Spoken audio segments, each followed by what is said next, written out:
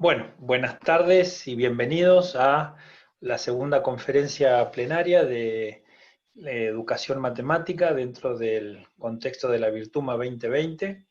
Es un placer y un honor presentar a Nuria Climent Rodríguez. Ella es licenciada en matemática y doctora en psicopedagogía. Actualmente es profesora titular en el área de didáctica de la matemática de la Universidad de Huelva y ocupa ese cargo desde 2011.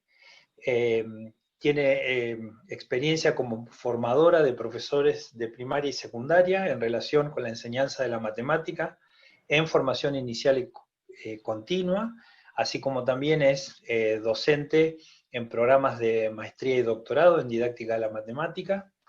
Sus líneas de investigación están asociados al conocimiento y desarrollo profesional del profesor de matemáticas, y esta experiencia y estos intereses la ha llevado a estar vinculada en proyectos de investigación de I+D+I entre Europa y México, entre otros.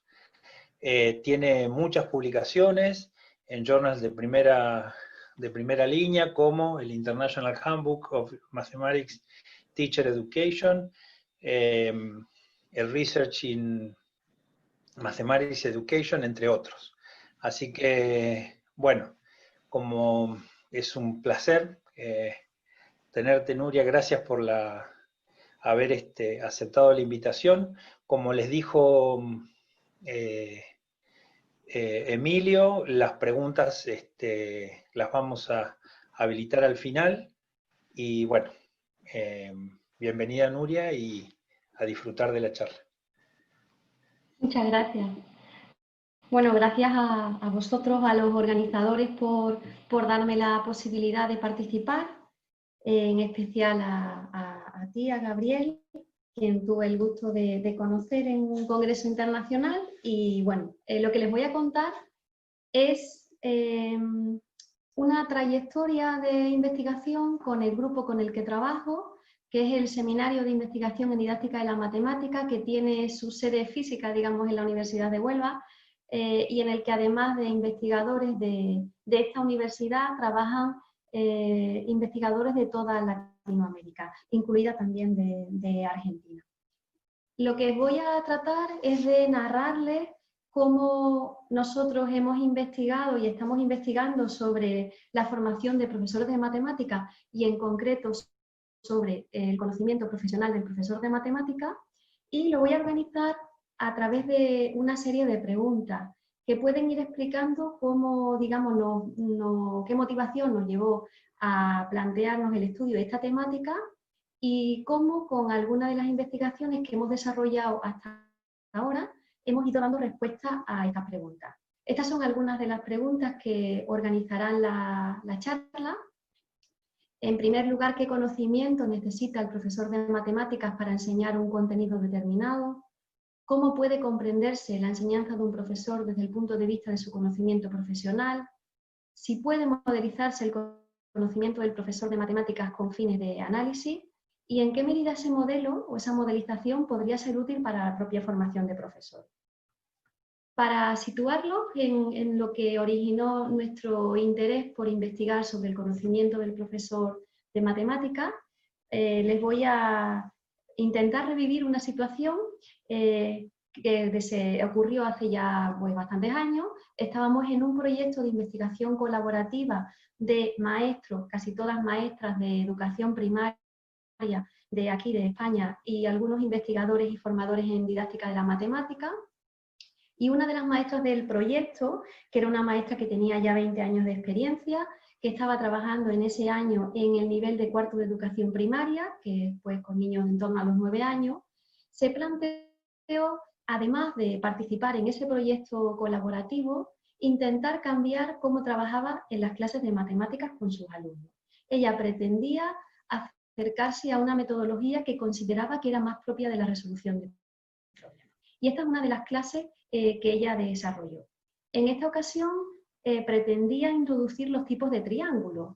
Para eso les dio a los alumnos una trama de punto en papel rectangular y les pidió que dibujaran todos los triángulos que pudieran. Y les dio la siguiente consigna. Vamos a dibujar todos los triángulos que podáis, pero que sean diferentes entre sí. Y no porque uno sea más grande y otro más pequeño, sino que sean totalmente diferentes, teniendo en cuenta los elementos de los triángulos, que son los vértices, los ángulos y los lados.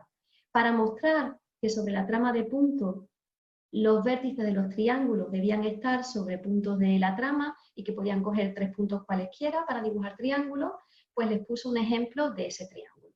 Uno de los alumnos le dijo, ¿pero hay que dibujar triángulos normales? No hay triángulos normales, le decía la maestra. No, digo ese, este es normal. ¿Por qué no va a ser normal? Decía la maestra. ¿Qué le pasa para que sea normal?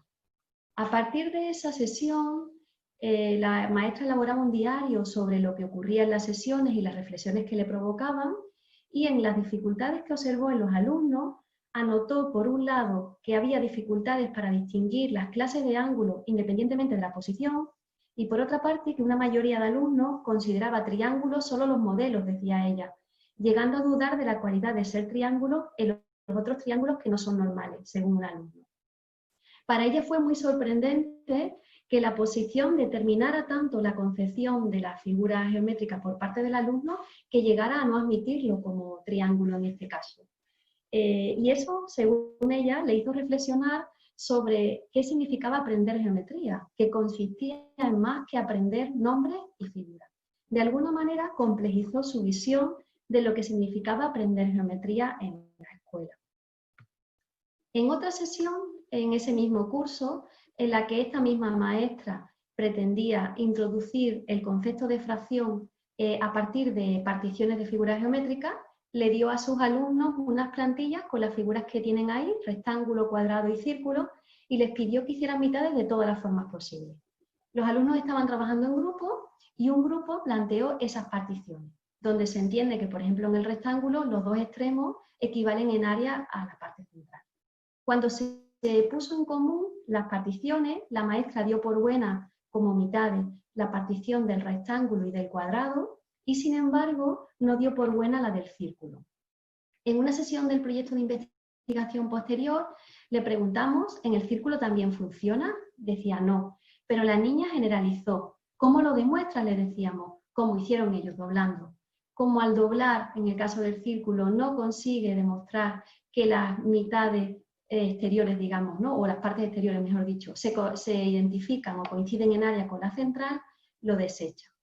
En esa misma clase, cuando la maestra pregunta cuántas mitades podríamos conseguir de distintos círculos, algunos niños dicen que muchas, otros que millones, y un niño dice que no se sabe y que depende de cómo sea el círculo. Si el círculo es grande, dice, salen más mitades, pero si es chico, salen menos. Y el niño empezó a explicar que si tomábamos en el contorno del círculo 2 puntos de manera que pasaran, está hablando de diámetros, que pasara por el centro la recta que los unía, podíamos ir poniendo puntitos cada centímetro o cada milímetro. Como en el círculo grande tenemos más milímetros que en el pequeño, nos van a salir más mitades. En ese momento la maestra desechó el trabajar esta idea, dijo que ya la trabajarían, nunca la abordó, y luego en el proyecto nos dijo que no sabía realmente si con el círculo grande salen más posibilidades con el pequeño, y en esos momentos decía, te das cuenta de que hace falta saber matemáticas. Bueno, estos ejemplos están tomados o están reflejados en una publicación que luego ya les comentaré. Y la última sesión de que les voy a comentar de esta misma maestra es posterior a la de la fracción. A partir de lo que hicieron con fracción, se pretende introducir la idea de decimal, de manera que una décima se iguala o se hace equivaler con 1 partido por 10 o 0,1, y de forma análoga a la centésima y la milésima. Y en una sesión del proyecto la maestra nos plantea lo siguiente. Dice, posteriormente les pregunté a los niños lo que habían aprendido. Miguel dijo que había aprendido que todos los decimales son fracciones, pero solo algunas fracciones son decimales. Cuando se comenta con ellas que la relación es la inversa, se queda así un poco apesadumbrada, y en una declaración posterior nos dice que ahora valoraba otra forma de presentar las actividades, en esa idea de que fueran pues, más abiertas, más de resolución de problemas, pero por otra parte, al querer poner en práctica esa forma de trabajar, me doy cuenta de que, antes no me daba, de mis carencias respecto al conocimiento de matemáticas.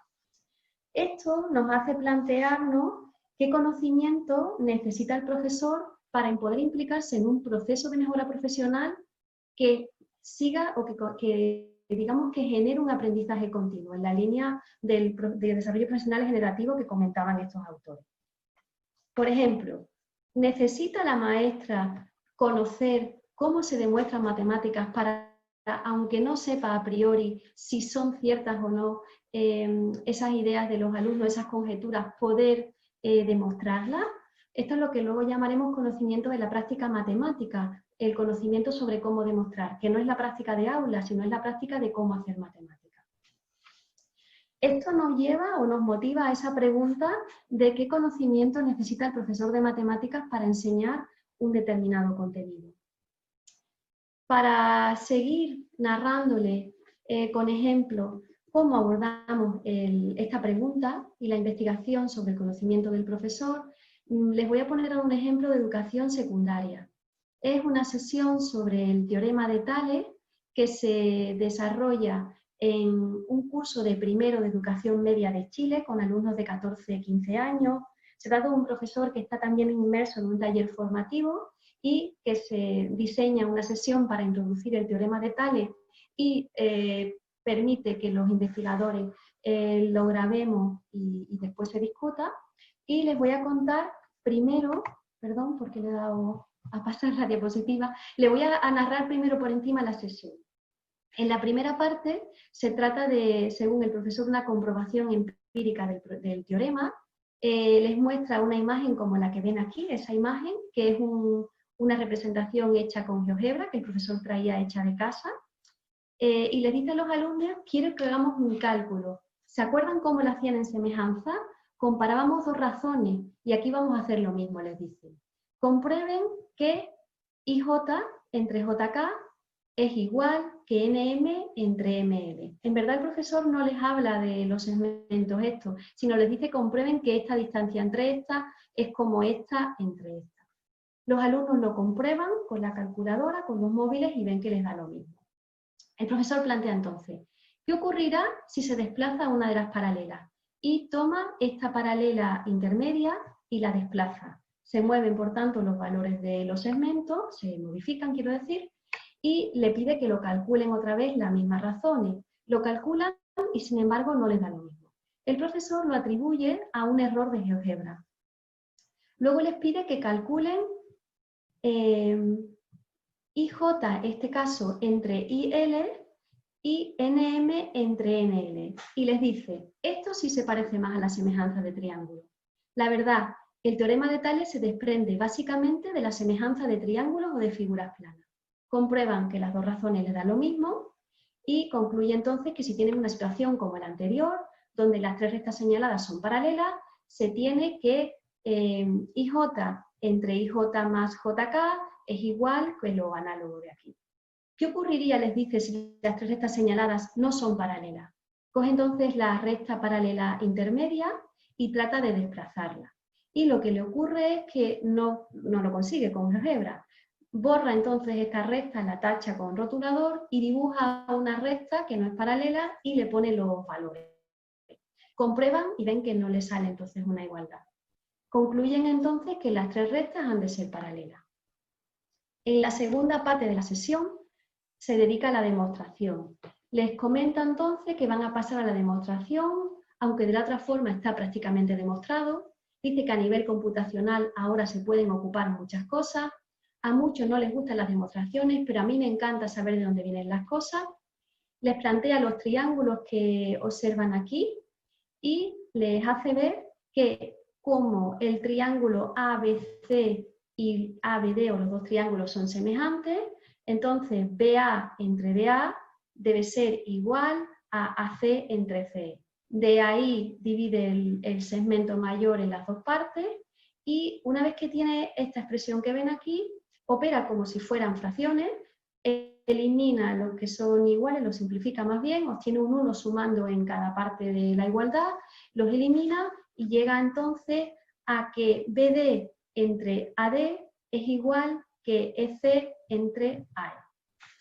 Les dice, lo que acabamos de demostrar es un caso especial del teorema de Tales, El teorema se refiere a una situación como la de la figura primera, la que vimos antes de GeoGebra, y es fácil ver que prolongando las líneas que pasan por los puntos que estaban en las líneas, en las rectas no paralelas, se obtiene esta figura de ahora. Hemos ido de lo empírico a lo matemático, les dice. La última parte de la clase se dedica a ejercicios de aplicación del teorema, como los que tienen aquí, donde en casi todos los casos se trata de aplicar el teorema para que, dadas unas medidas conocidas, se pueda calcular una que no se conoce en principio. ¿Qué preguntas nos podríamos hacer desde el punto de vista del conocimiento del profesor? Pues, por ejemplo, ¿cuál es su conocimiento del teorema y qué demostraciones conoce? ¿Qué relaciones establece entre el teorema y otros contenidos matemáticos? ¿Qué conocimiento muestra de GeoGebra y sus posibilidades? ¿Cuál es su conocimiento sobre para qué enseñar el teorema de Thales? ¿O cuál es su conocimiento sobre situaciones que se puedan modelizar con el teorema? Todo esto nos permitiría acercarnos a cómo puede comprenderse este episodio de enseñanza desde el punto de vista del conocimiento profesional del profesor que sustenta esa acción.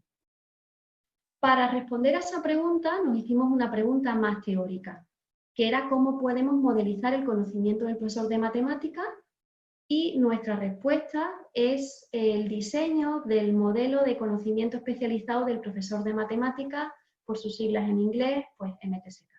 Esta es una de las publicaciones que yo creo que refleja quizás de una manera más detallada el modelo, y ahora voy a pasar a explicarles en qué consiste para que podamos analizar esa sesión que acabamos de ver del teorema de Thales con las lentes, digamos, del modelo MTSK.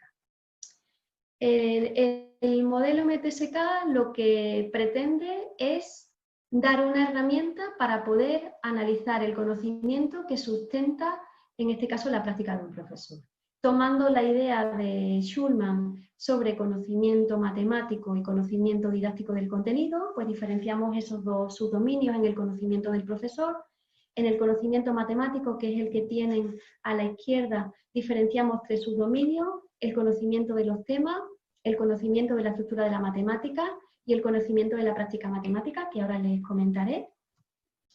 El conocimiento de los temas se refiere quizás al conocimiento de contenido matemático tal como hemos entendido más, digamos, convencionalmente. Se trata del conocimiento de la matemática escolar con un mayor nivel de profundidad. Una de las aportaciones que creo que supone el modelo de MTSK es que, como lo que nosotros queremos es tener herramientas de análisis, hemos hecho el esfuerzo de crear categorías para poder analizar cada uno de los subdominios de conocimiento del profesor, y así, por ejemplo, en el conocimiento de los temas o los tópicos, como pone aquí, consideramos el conocimiento del profesor sobre procedimientos matemáticos, cómo se hace un procedimiento, cuándo puede hacerse, por qué, cómo es el resultado que se obtiene, su conocimiento sobre definiciones, propiedades y sus fundamentos, sobre distintos registros de representación de un contenido y sobre situaciones que dan sentido a un contenido. El conocimiento de la estructura de la matemática lo que intenta es, digamos, mostrar el conocimiento del profesor sobre cómo un contenido matemático se relaciona con otros núcleos de contenido que en principio no pertenecen a ese mismo núcleo. En este caso, las categorías que hemos considerado son conexiones de complejización, cuando un profesor conoce cómo se relaciona un contenido que está trabajando con ese mismo contenido desde un punto de vista más avanzado; simplificación a la inversa; transversales, que es el conocimiento sobre cómo un contenido atraviesa distintos bloques temáticos; y conexiones auxiliares, que es cómo un contenido sirve de herramienta en otros núcleos de contenido. Finalmente, en este subdominio, en el de conocimiento matemático, hablamos del conocimiento de la práctica matemática en la línea de lo que antes comentaba, por ejemplo, cómo se demuestra una conjetura. Se trata del conocimiento que permite al profesor crear y comunicar conocimiento matemático. Aquí no tenemos desarrolladas categorías, aunque se está en ello, sino que lo que tenemos son una serie de indicadores que dan cuenta de las distintas prácticas matemáticas, como la demostración, la notación o la definición. Si nos pasamos ahora al conocimiento didáctico del contenido, que es el lado derecho, digamos, de esta representación, también diferenciamos tres subdominios: el conocimiento de la enseñanza de la matemática, que supone el conocimiento sobre cómo se enseñan contenidos matemáticos concretos. Y aquí diferenciamos las categorías de el conocimiento del profesor sobre posibles teorías de enseñanza, que pueden ser formales, que pueden haber leído o también pueden derivar de su experiencia. El conocimiento sobre recursos para enseñar contenidos matemáticos concretos, sus potencialidades y sus limitaciones, y sobre estrategias, técnicas, tareas y ejemplos para enseñar un determinado contenido. El conocimiento de las características del aprendizaje de la matemática da cuenta de cómo el profesor conoce cómo se aprende un contenido concreto. ¿Qué teorías, tanto formales igual que antes como extraídas de su experiencia, pueden fundamentar cómo se aprende un contenido? ¿Cuáles son las fortalezas que se suelen encontrar cuando los alumnos aprenden ese contenido y las dificultades? ¿Cómo suelen interaccionar los alumnos con ese contenido? ¿Y cuál suele ser su motivación, sus intereses, sus expectativas, la de los alumnos? Finalmente, el conocimiento de los estándares del aprendizaje de la matemática refleja el conocimiento del profesor sobre hasta dónde se espera alcanzar en el aprendizaje de un contenido en un nivel concreto. Esto puede estar basado en los referentes curriculares de su contexto, por supuesto, y también en orientaciones, por ejemplo, de colegios profesionales. Y aquí diferenciamos las categorías de esas expectativas de aprendizaje, que se espera que se aprenda en este nivel, el nivel de desarrollo conceptual o procedimental que se espera, y cómo se secuencia un contenido concreto con temas anteriores y posteriores. Aunque yo no he hablado antes, y me vuelvo al anterior, de las concepciones sobre la enseñanza y aprendizaje de la matemática, las consideramos dentro del modelo y las situamos aquí en el centro, en la representación, no porque creamos que sean más importantes que el resto de los subdominios, sino porque creemos que interaccionan con el resto de los subdominios. Por ejemplo, las concepciones o las ideas que tenga un profesor sobre cómo se aprende en matemáticas se verán muy relacionadas con su conocimiento, por ejemplo, de dificultades de cómo se aprende un contenido concreto o de tareas. Algunas de las características que nosotros consideramos como definitorias de este modelo del conocimiento del profesor de matemáticas, del conocimiento especializado, por una parte es que nuestro interés no está en evaluar al profesor, no es decir qué sabe y qué no sabe. Lo que pretendemos es comprender el conocimiento que sustenta su práctica. Si, por ejemplo, nosotros tenemos una tarea de una alumna hecha por un alumno de matemáticas, podríamos corregir lo que vemos bien y ponerle un visto bueno y mal y tacharlo, o podemos profundizar más e intentar ver qué representación se ha hecho del alumno del contenido involucrado para que dé ese tipo de respuesta. Eso es lo que nosotros pretendemos, haciendo la analogía correspondiente, comprender en relación con el conocimiento del profesor.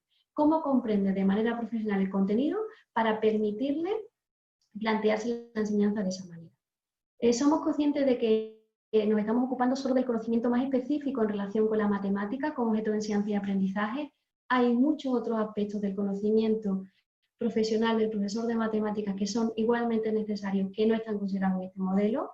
Por otra parte, hemos intentado que los elementos de conocimiento que definimos no se hagan por comparación con otras profesiones, por ejemplo, que también usan la matemática, sino que se haga desde el profesor de matemáticas. Nos gusta recalcar, y creo que somos conscientes de ello, que esto es un modelo totalmente artificial. No pensamos por ningún momento que el conocimiento del profesor está así organizado, ni que está compartimentado, sino que a nosotros nos sirve diferenciar esos elementos porque nos permite profundizar más, pero luego el reto está en mostrar cómo se relacionan esos elementos de conocimiento. Y como ya he comentado antes, pues las concepciones interaccionan con el conocimiento del profesor de matemáticas.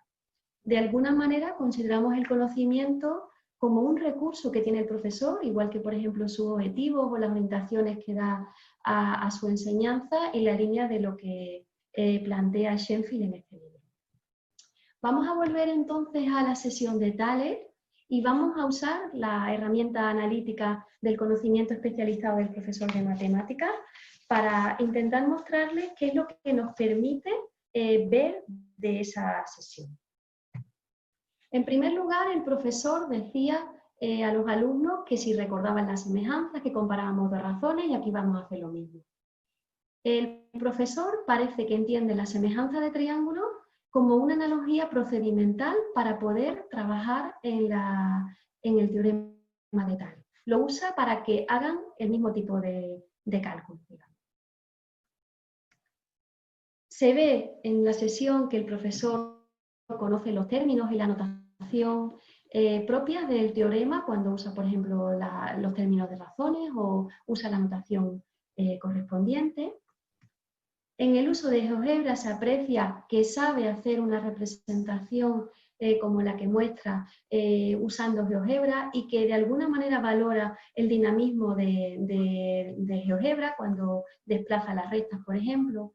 Nos planteamos si es consciente de las limitaciones que tiene el recurso porque las medidas que da son aproximadas y que cuando creas un elemento con unas características concretas, pues eso determina lo que puedas hacer a la hora de intentar modificarlo.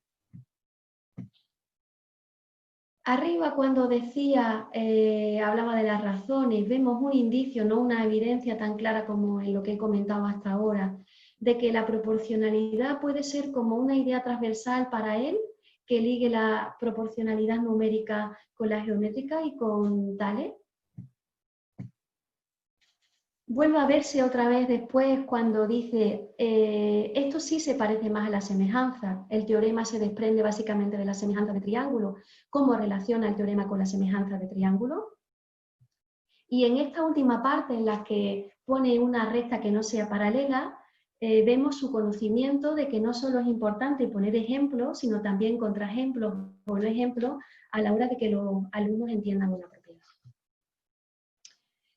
Ampliando lo que dice el profesor en este fragmento en el que diferenciaba las distintas razones, por un lado les hace fijarse en IJ entre IK y lo correspondiente aquí, y en otra parte, por otra parte, en IJ, perdón,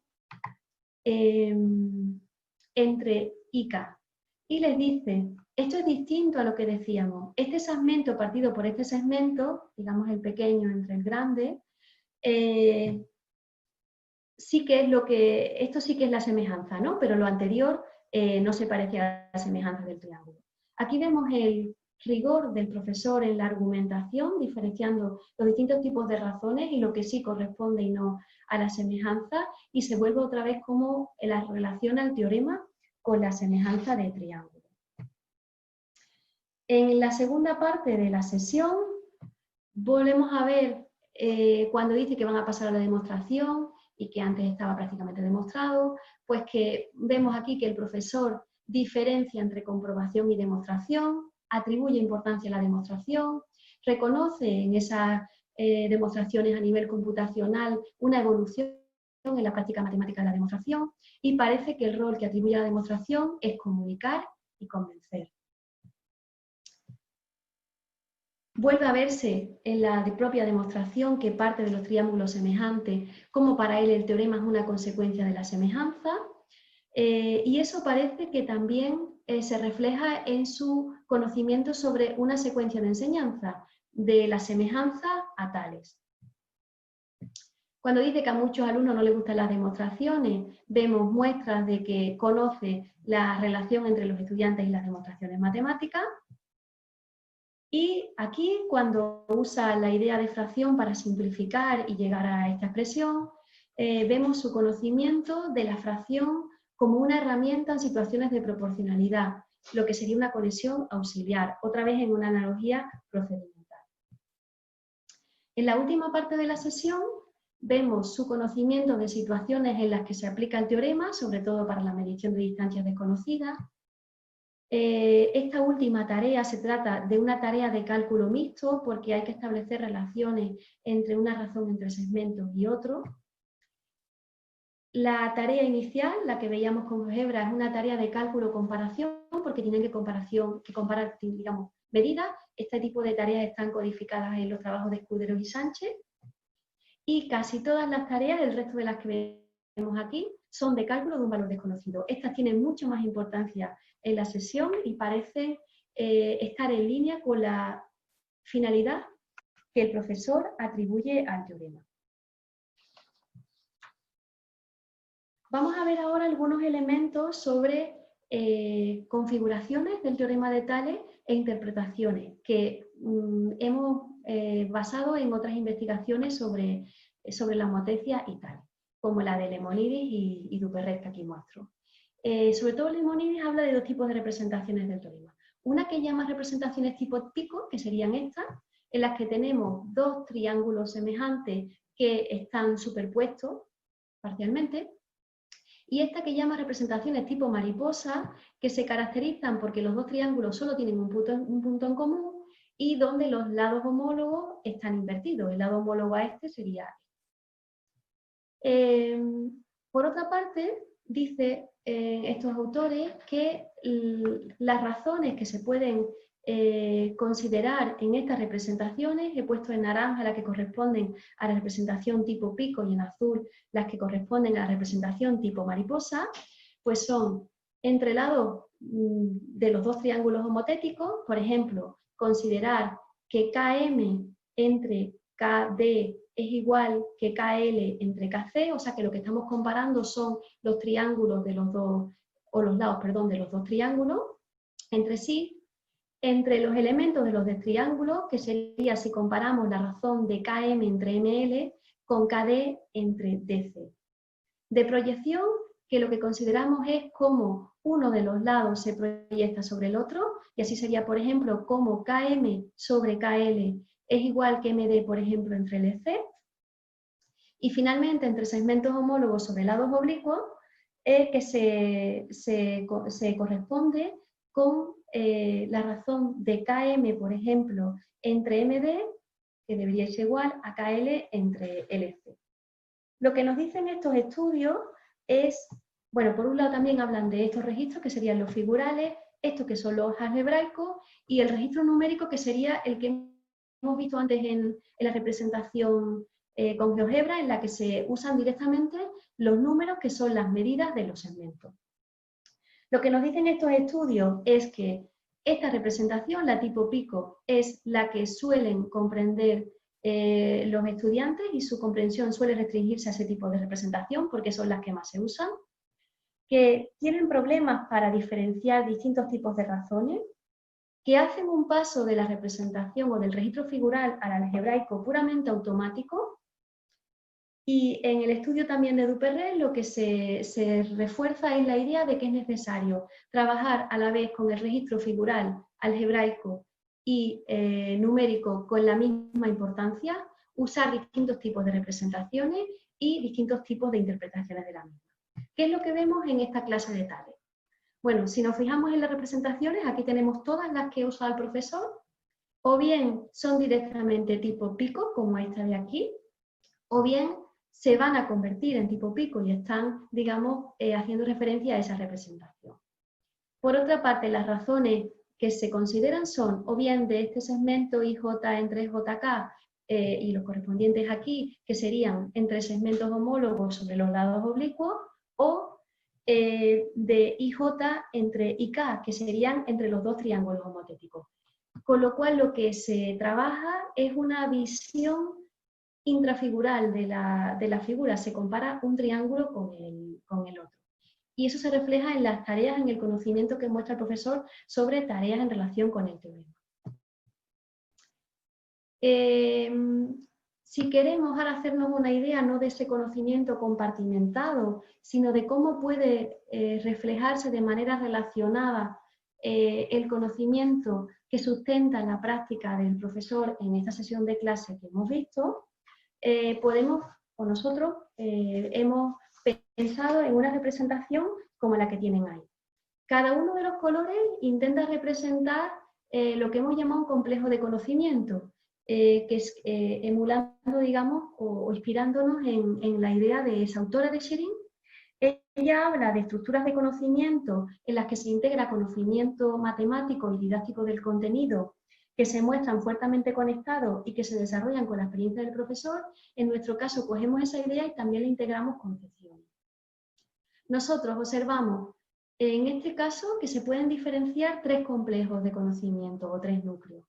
El verde expresa la relación que el profesor establece entre el teorema de Tales y la semejanza.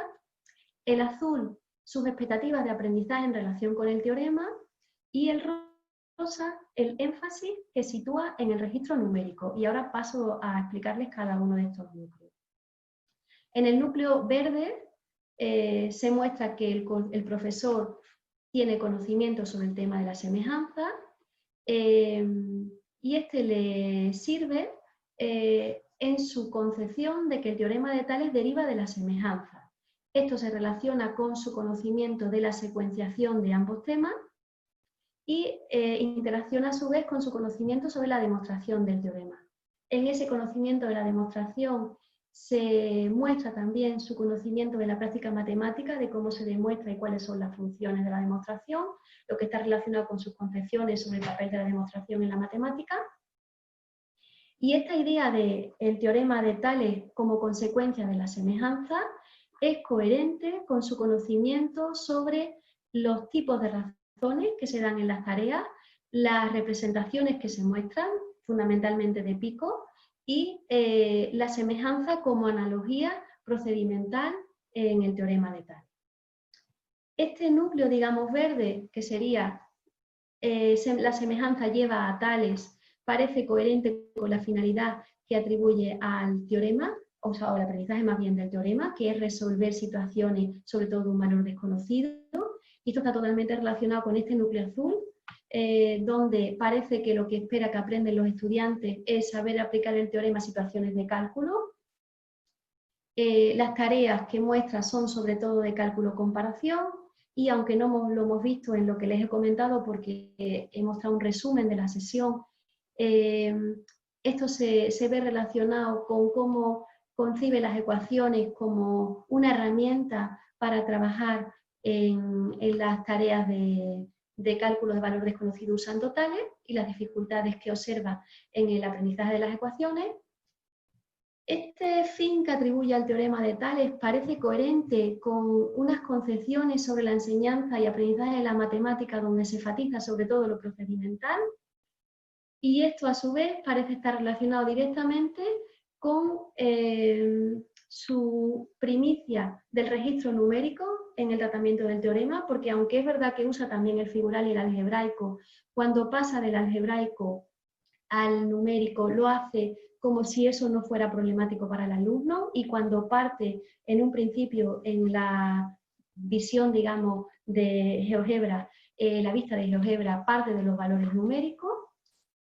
Parece esto relacionado con esa idea de la proporcionalidad como conexión transversal que sirve sobre todo para calcular las razones, y con el uso de GeoGebra que sirve sobre todo para que nos dé las medidas. ¿En qué medida, por ejemplo, lo que hemos planteado aquí de este análisis de esta sesión del teorema de Tales podría ser útil para la formación de profesores?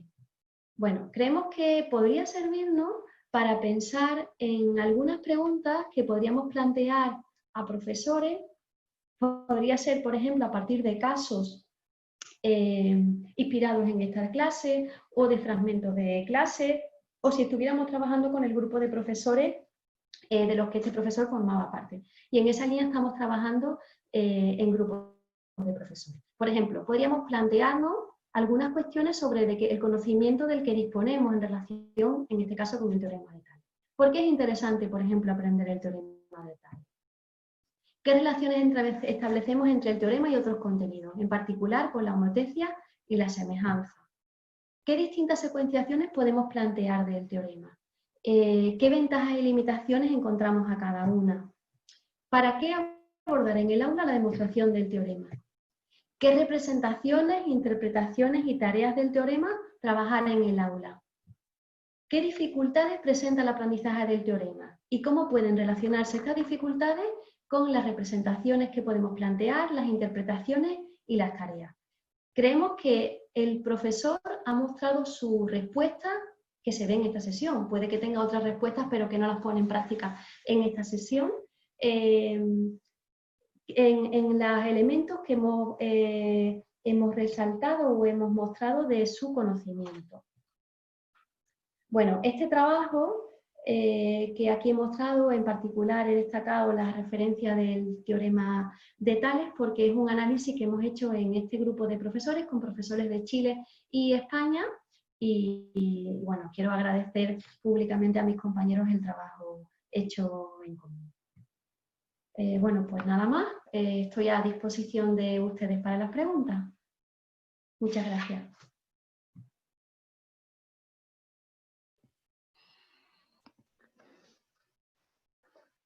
Bueno, ahí tenemos una pregunta. Mabel.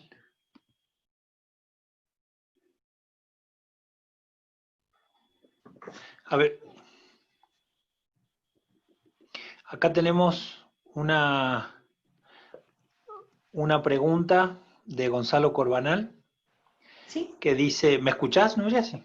Sí, sí, Ok. perfectamente. Dice, ¿usted cree que es importante abordar demostraciones matemáticas en el nivel secundario? De ser así, ¿en qué cree que contribuye a su formación? Vale. Imagino que es formación De alumnos, del ¿no? alumno, del profesor, del alumno. Uh-huh. Bueno, entiendo, ¿no? Yo creo que sí. Bueno, yo lo creo, pero también he leído, ¿no?, en distintas investigaciones, que el abordar demostraciones, sobre todo determinados tipos de demostraciones que puedan ser, por ejemplo, constructivas, ayuda a desarrollar el razonamiento del estudiante y a comprender el contenido, ¿no?, con otra perspectiva. Entonces yo creo que sí, desde luego. O sea, creo que aquí la solución no es no hacer la demostración del teorema, es plantearse posibles relaciones con otros contenidos y posibles demostraciones. Bien, acá Federico Dives dice que muy interesante la charla y quería saber cómo los alumnos asimilan las demostraciones a esa edad, a partir de las observaciones que ustedes hicieron o los profesores hicieron. Vale. Bueno, yo no le puedo dar respuesta con lo que hemos hecho, porque es que el foco de nuestro trabajo está en el profesor y no está en el estudiante. Entonces, la respuesta que tengo viene de la investigación. En el trabajo de Lemonidis que citaba, él sí que hace un estudio sobre cómo estudiantes de secundaria comprenden la homotexia y el teorema de Tales, y sí que muestra demostraciones. Y él sí hace un estudio de cómo el mostrarlo solo de una forma, con un tipo de representación y con una interpretación, restringe su comprensión y su posibilidad de resolver distintos problemas. Pero yo no he trabajado sobre eso, porque mi foco ha estado en el profesor. Bien, tenemos otra pregunta de Mabel Rodríguez. Dice, a ella le interesa saber las cuestiones metacognitivas y en particular en qué subdominio estarían incluidas, si lo están.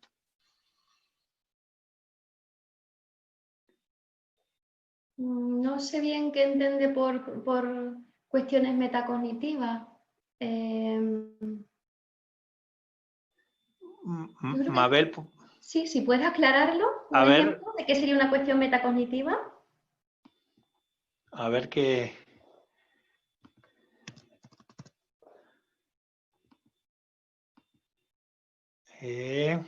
Acabo de hablar. ¿Te habilitamos ahí el micrófono? Mabel, ¿estás? No, no te escuchamos. ¿Vos Emilio, la habilitaste? Sí, teóricamente sí. Está habilitado, pero no puede.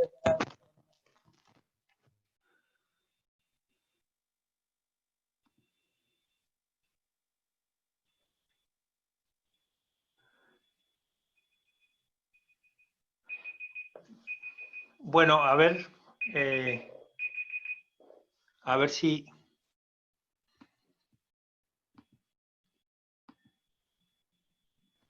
Bueno, a ver, esperamos un minuto. En el mientras, Sí. Mabel tenía otra pregunta que es, cuando las clases que ofrece un profesor son menos expositivas, ¿han hecho trabajos para poder identificar los tipos de conocimiento?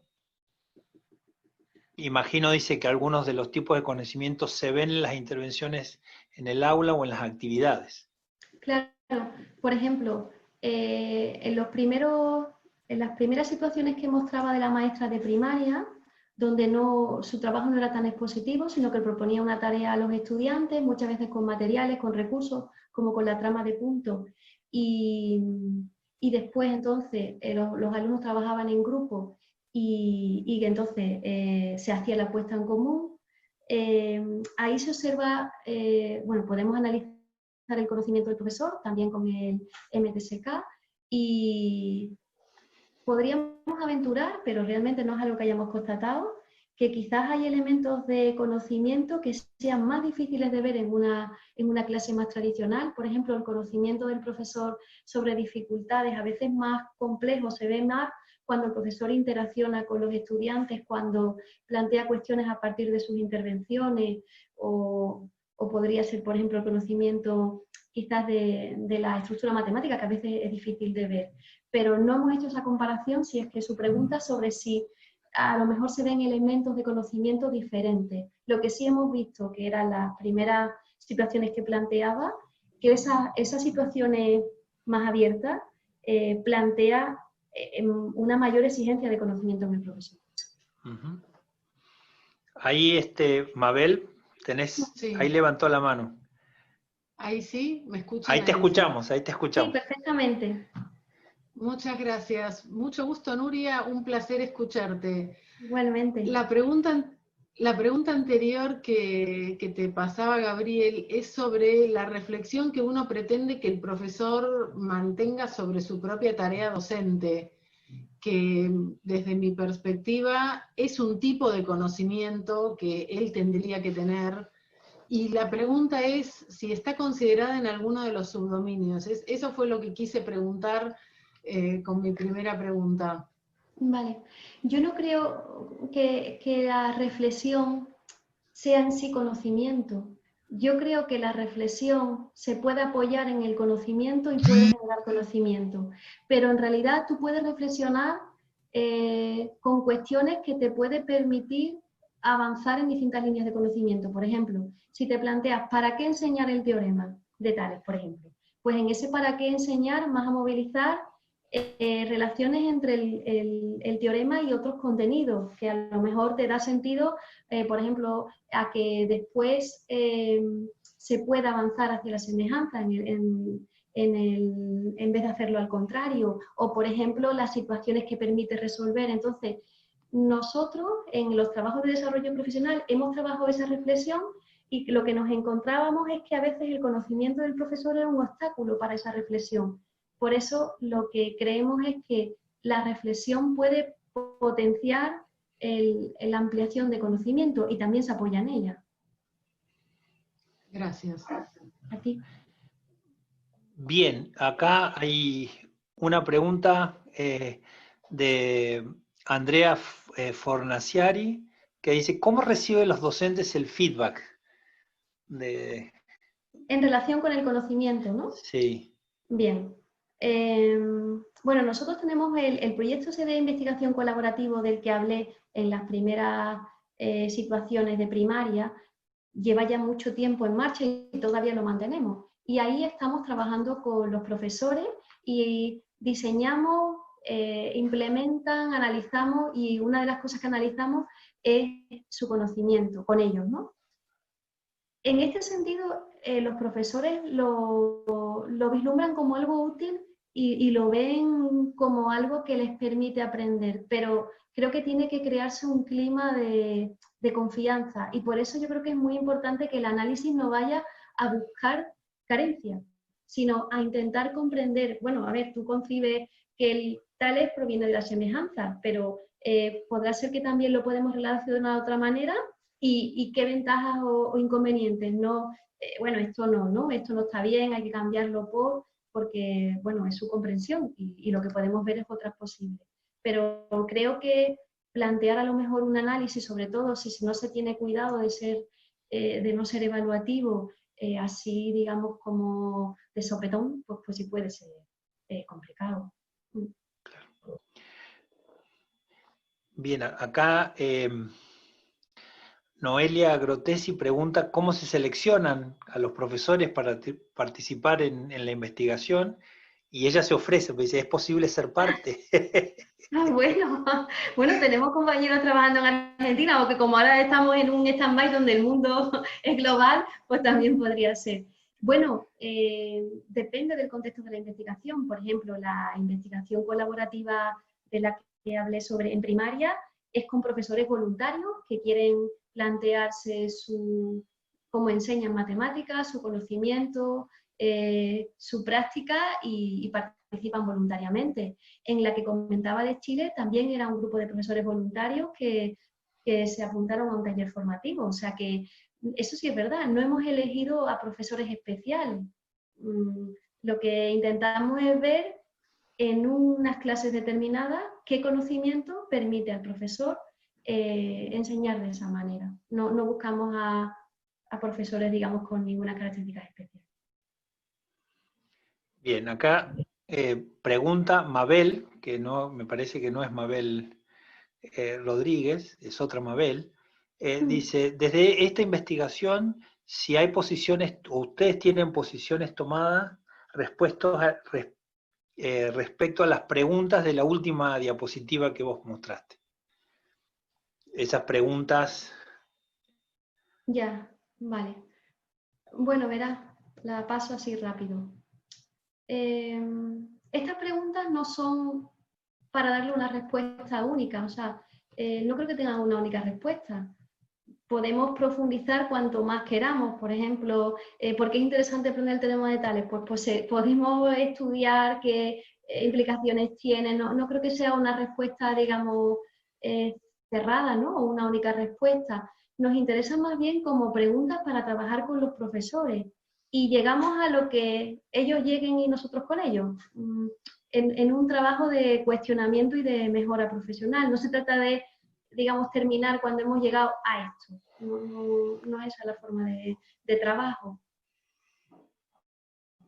Ok. Y Belén Kertz pregunta si se considera el conocimiento que tiene el docente sobre los alumnos, ya que eso también modifica y afecta las intervenciones que realiza el profesor en el aula. Entiendo que sobre sus alumnos concretos, a lo mejor sobre su grupo de alumnos.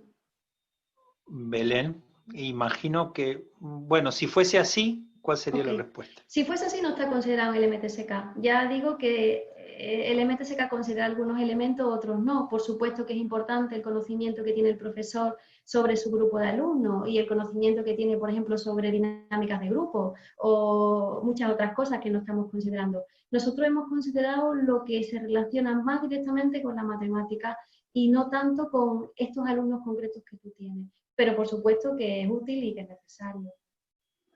Bueno, a ver, tenemos creo que lugar para una pregunta más.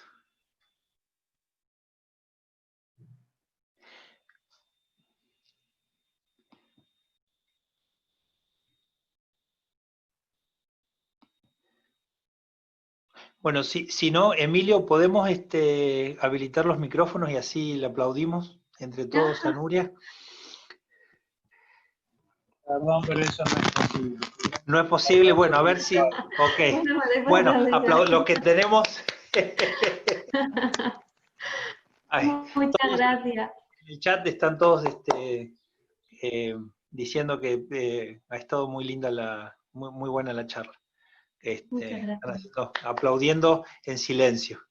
Bueno, no puse mi correo electrónico, pero si a alguien le interesa comunicarse conmigo, la profesora esta que decía, bueno, que le gustaría, pues el apellido es, a ver si voy a él, climent@uhu.es. ¿Ok? Ok. Muy bien. Sino que después escriban quienes estén interesados y nosotros hacemos el contacto. Mandamos la dirección de correo electrónico. Muy bien. Así que, muchas gracias. bueno, no, gracias a vos, Nuria. Y bueno, si aparecen más preguntas, después te las haremos llegar. Muy bien, yo contesto por correo. Bueno. Sigan disfrutando del evento. Bueno, muchas gracias, Nuria. Chao. Chao, chao.